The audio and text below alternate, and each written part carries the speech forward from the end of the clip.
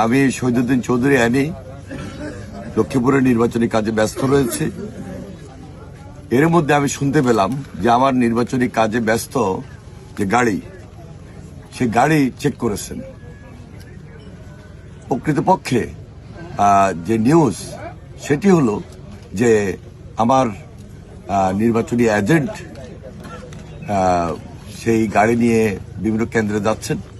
সেখানে আমার যে ব্যয় তার মধ্যে 15 লক্ষ টাকা কেন্দ্র ওয়াইজ দেওয়ার জন্য যে আমার নিয়োজিত দায়িত্বে ছিলেন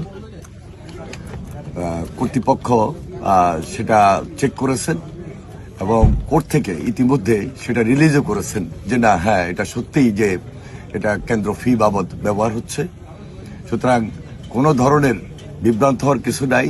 যারা এটা নিয়ে নিউজ করছেন, আমি মনে করি সম্পূর্ণভাবে উদ্দেশ্যমূলক এবং বিভ্রান্তমূলক আমার ইমেজকে ক্ষুণ্ণ করার জন্য এই ধরনের নিউজ ছাপাচ্ছেন বা নিউজ করছেন। আমি এর তীব্র প্রতিবাদ জানাই।